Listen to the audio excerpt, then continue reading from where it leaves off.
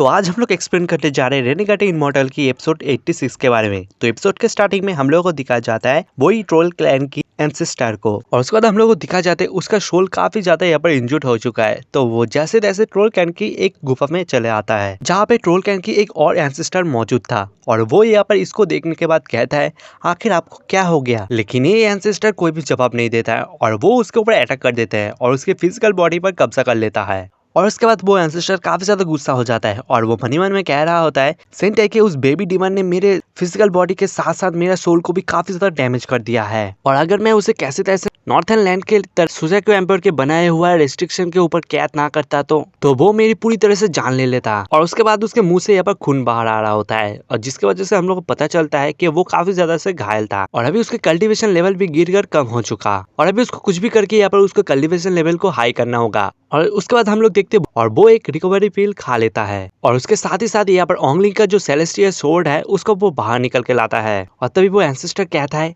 बेशक मैं ओंगलिंग को तो पकड़ नहीं पाया, लेकिन उसका ये स्वॉर्ड मुझे काफी ज्यादा काम आ सकता है और मुझे लगता है काफी ज्यादा कीमती वेपन हो सकता है मेरे लिए। और तभी हम लोग देखते हैं वो अपनी एनर्जी का इस्तेमाल करते हुए उस शॉट से लिन शुआन को बाहर की तरफ निकल के लाता है, और तभी लिन शुआन सामने की तरफ उसको देखने के बाद काफी ज्यादा घबरा जाता है, और तभी वो सामने की तरफ झुक जाता है और कहता है प्लीज मुझे माफ कर दीजिए, इसमें मेरी कोई भी गलती नहीं है, ये सब कुछ वो वांगलिंग ने किया है, वो काफी ज्यादा बुरा इंसान है, मैं भी उसे बिल्कुल भी पसंद नहीं करता, वो मेरे ऊपर जोर जबरदस्ती कर रहा था इसलिए मैंने हमला करा आपके ऊपर, नहीं तो मैं नहीं करता। और तभी फौरन से उसके पैर को यहाँ पर वो पकड़ लेता है ताकि वो लिन शुआन को कुछ भी ना करे। और तभी वो एंसेस्टर ये बार उसको देखते हुए कहता है दूसरे सोल स्पिरिट ऐसे नहीं होते, वो तो अपने मालिक के लिए कुछ भी करने के तैयार होता है, लेकिन तुम उन लोगों से अलग हो। ये मुझे काफी ज्यादा इंटरेस्टिंग लगा। और तभी लिन शुआन भी खुश हो जाता है और तभी वो खुद की तारीफ करते हुए कहता है बेशक मैं अलग हूँ, दरअसल लिन शुआन कोई भी सोल स्पिरिट नहीं है, वो एक डीमन है जो कि वांगलिंग ने उसको एक सोल स्पिरिट की तरह इस्तेमाल किया, लेकिन ये सब बातें एंसेस्टर को नहीं पता था। वो सिर्फ गुस्से में यहाँ पर लिन शुआन को देख रहा होता है, और तभी लिन शुआन अपने हाथ को यहाँ पर सामने की तरफ रखते हुए उससे माफी मांगने लगता है। मैं चाहता हूँ आज से आप अपना गुलाम समझे मुझे, मैं आपके लिए कुछ भी करूंगा। दूसरी तरफ वो एंसेस्टर यहाँ पर उस शॉट को देखते हुए कहता है ये काफी ज्यादा कीमती है, यहाँ तक कि इसका सोल्स भी इतना ज्यादा कमाल का है कि इसका खुद का कॉन्शियसनेस है, बस एक बार मेरा सोल और इसका स्पिरिट प्रोसेस कंप्लीट हो जाए तो मेरा कल्टीवेशन लेवल भी पूरी तरह से रिस्टोर हो जाएगा, फिर मैं वांगलिंग से बदला लेने जा सकता हूँ, तब तक ये सोल स्पिरिट मैं खत्म नहीं करूंगा क्योंकि ये मेरे बहुत काम आ सकता है। और तभी वो फौरन से अपने सीलिंग टेक्निक का इस्तेमाल करते हुए लिन शुआन के बॉडी में एक सील लगा देता है। तभी वो लिन शुआन को पकड़ते हुए कहता है तुम खुद से मेरा गुलाम बनना चाहते हो तो ठीक है, मैं तुम्हारा विश पूरा करूंगा, लेकिन उससे पहले सोल स्पिरिट होने के खातिर तुमको एक कसम खाना होगा, और साथ ही साथ इस बात का भी कसम खाओ कि तुम मेरे ऊपर कभी भी चालाकी नहीं करोगे। जो सुनने के बाद लिन शुआन भी कुछ ऐसा ही करता है, और तभी वो ऊंची आवाज में यहाँ पर वादा करता है कि मैं लिन शुआन यहाँ पर वादा करता हूँ मैं आपके साथ वफादार रहूंगा,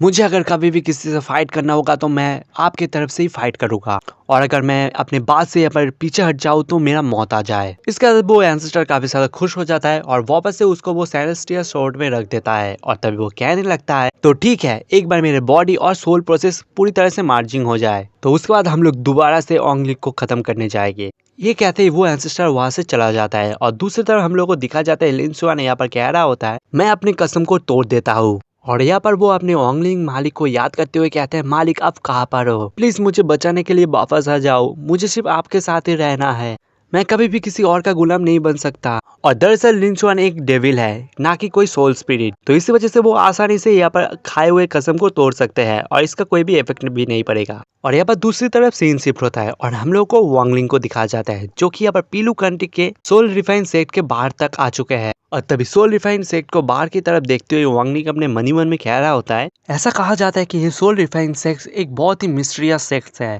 जो कि साल में सिर्फ एक बार आउटेड डिसाइपल्स को एक्सेप्ट करता है, और हर एक 3 साल बाद यहाँ पर एक कंपटीशन होगा और जो इस कंपटीशन को जीत जाएगा वो इनर डिसाइपल्स बन सकता है। और यहाँ पर वांगलिंग को अंदर की तरफ जाना ही होगा क्योंकि वो चाहता है कि अंदर में जाके वो उस पावर को एब्जॉर्ब कर पाए, और उसके बाद वो सोचने लगता है मुझे कुछ भी करके अंदर जाना ही होगा, क्योंकि वांगलिंग जानता है हर एक सेक्स में कोई ना कोई ये बार लालची इंसान तो मौजूद होता ही होता है, तो यहाँ पर भी कोई ना कोई तो मुझे मिल ही जाएगा। और ये सब सोचते हुए वो सामने की माउंटेन की तरफ ही देख रहा होता है, और तभी अचानक से वहाँ पर एक एल्डर पहुंच जाता है जो कि आने के साथ साथ ही यहाँ पर कहने लगता है तुम कौन हो जो कि मेरे सेक्स भी यहाँ पर इसी तरह से चले आ रहे हो। और इस इंसान को लोग रेड हेयर मास्टर के नाम से जानते थे, जो कि कोर फॉर्मेशन में अर्ली स्टेज का मास्टर होता है। और तभी वांग उसको देखने के बाद मन ही मन में मुस्कुराते हुए कहता है, तो जिसका मुझे इंतजार था वो आ चुका है। और तभी उसको वो ग्रीट करते हुए कहता है, सीनियर, मैं एक मामूली सा जूनियर इंसान हूँ जो कि आपके सेक्ट को ज्वाइन करने के लिए आया हूँ। और तभी रेड हेयर मास्टर कहता है, आखिर तुम किस सेक्ट से आए हो।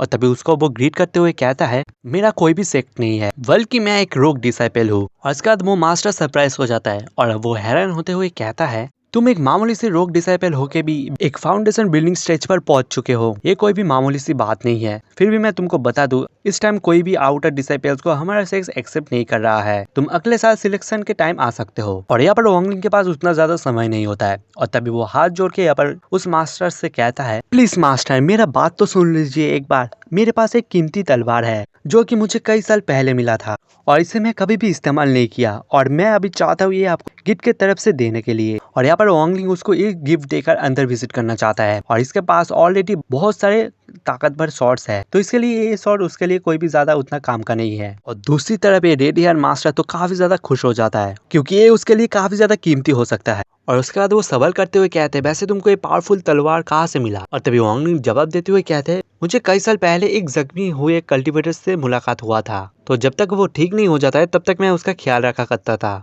तो जाते जाते वो कल्टीवेटर ये तलवार मुझे गिफ्ट देकर गया था। और तभी वो रेड हेयर मास्टर कहता है, ठीक है, और वो इस तलवार को एक्सेप्ट कर लेता है। और तभी वो कहने लगता है, ठीक है, मैं तुम्हारे लिए एक्सेप्शन करता हूँ। ठीक है, तुम मेरे सोल रिफाइनिंग सेक्ट में या पर आउटर डिसाइपल की तरफ से ज्वाइन हो सकते हो, लेकिन आगे जो भी प्रॉब्लम होगा इसका जिम्मेदार तुमको खुद लेना होगा, मैं इसका कोई भी जिम्मेदारी नहीं लूंगा। और तभी वांगलिंग भी इस बात से एक्सेप्ट कर लेता है। और तभी उसके बाद हम लोग देखते हैं वो रेड हेयर मास्टर यहाँ पर वांगलिंग को सोल रिफाइनिंग सेक्ट के अंदर लेकर आ चुके हैं। और तभी वांगलिंग जाते जाते यहाँ पर महसूस करता है कि यहाँ पर जो एनर्जी है वो काफी ज्यादा डेंस है, और वैसे भी वांगलिंग को कल्टीवेशन करने के लिए कुछ ऐसी जगह चाहिए थी, इसलिए वो यहाँ पर आने के बाद काफी ज्यादा खुश हो जाता है। और तभी उसके बाद हम लोग देखते हैं वो रेड हेयर मास्टर वांगलिंग को लेकर एक दूसरे मास्टर के हाथ में दे देता है, जिसका नाम मास्टर चेंग होता है। और तभी वो रेड हेयर मास्टर यहाँ पर मास्टर चेंग से कहता है, ये लड़का मुझे बाहर रास्ते में मिला था और इसे मैं अपना डिसाइपल बना दिया, और अभी मैं चाहता हूँ तुम इसको आउटर डिसाइपल की तरफ से इसका तुम खुद सुपरवाइज करो।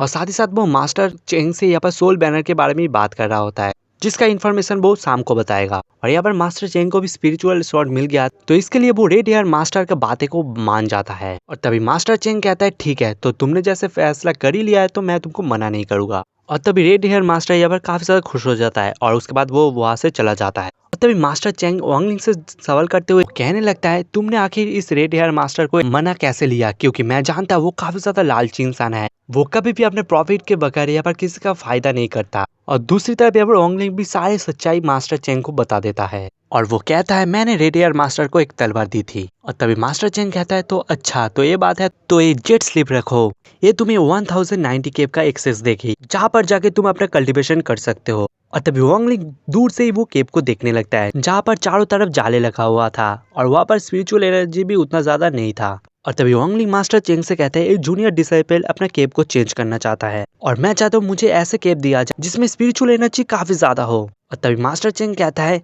तुमको अपने कल्टीवेशन के सफर पे इतने जल्दी नहीं करना चाहिए, क्योंकि अगर तुम जल्दबाजी दिखाने लगोगे तुम अपने कोर लेवल से ज्यादा आगे नहीं बढ़ पाओगे, तुम्हें थोड़ा सा सब्र से काम लेना चाहिए। और तभी वांगलिंग दोबारा से एक सवाल करते हुए मास्टर चेंग से कहता है, मैं आपसे एक एडवाइस लेना चाहता हूँ। और वो कहने लगता है, रेड हेयर मास्टर जाने से पहले यहाँ पर कुछ सोल बैनर के बारे में बात कर रहा था, तो क्या आप मुझे उसके बारे में बता सकते हो। जो सुनने के बाद मास्टर चेंग को गुस्सा आ जाता है और तभी वो गुस्से के साथ पीछे की तरफ पलट ही रहा था तभी, और वो जेट ट्रेसर को देख लेता है और तभी उसका गुस्सा गायब हो जाता है और मुस्कुराते हुए वो कहता है, क्या तुम जानते हो हमारे सोल रिफाइनिंग सेक्ट में कुछ ही इनर डिसाइपल्स है, और इसके बावजूद हमारा सेक्स काफी सारे बड़े बड़े पावरफुल सेक्ट्स का मुकाबला कर सकता है, और ऐसा क्यों, क्या तुम इसकी वजह जानते हो। और तभी वांगलिंग जवाब देते हुए कहता है, यकीनन वो वजह सोल बैनर ही होगा। और तभी मास्टर चेंग जवाब देते हुए कहता है, हाँ तुमने बिल्कुल सही कहा, दरअसल सोल बैनर हमारे सेक्ट में काफी ज्यादा पावरफुल एक ट्रेजर है, और इस सोल बैनर वांगलिंग की फॉरबिडन फ्लैग की तरह ही है। और उसके बाद मास्टर चेंग बता रहा होता है, उस सोल बैनर की मिस्ट्री से इनर डिसाइपल्स को ही पता है, और इसके लिए मैं भी काफी आर्ट्सों से यहाँ पर इनर डिसाइपल्स बनने की कोशिश कर रहा हूँ, ताकि मुझे भी वो सोल बैनर की मिस्ट्री जानने को मिले। और जबकि मैं कई सालों से अपने कोर अर्ली स्टेज में स्टक होकर पड़ा हूँ, और मैं आगे नहीं बढ़ पा रहा हूँ, तो इसलिए मुझे भी ये जानने को नहीं मिला। और तभी वांगलिंग जवाब देते हुए कहता है, मास्टर चेंग, क्या मैं जान सकता हूँ मुझे इनर डिसिपल्स बनने के लिए क्या करना होगा? और तभी मास्टर चेंग कहता है, इतना जल्दी क्या है? इनर डिसिपल बनना कोई बच्चों का खेल नहीं है। हर 3 साल में सिर्फ एक बार ही कंपटीशन होगा, जहाँ पर 10,000 आउटर डिसिपल्स फाइट कर रहा होता है, और वो 10,000 में से सिर्फ एक ही इनर डिसिपल्स बन पाएगा। और अगर तुम इनर डिसिपल बनना चाहते हो तो तुम्हें काफी ज्यादा मेहनत करना होगा। और तभी वांगलिंग जवाब देते हुए कहते हैं, जी मैं अपनी पूरी कोशिश करूंगा। और उसके बाद मास्टर चेंग सवाल करते हुए कहता है, वैसे अभी तक मुझे तुम्हारा नाम नहीं पता, तुम्हारा नाम क्या है? और जहाँ पर वांगलिंग अपने दूसरे नाम बताता है, मतलब नकली नाम बताता है, जिसका नाम होता है आयोकी। और तभी मास्टर चेंग वांगलिंग को लेकर वहां से चला जाता है एक कल्टीवेशन केव की तरफ। और दूसरी तरफ यह सीन शिफ्ट होता है और मिस लूमी को दिखाया जाता है,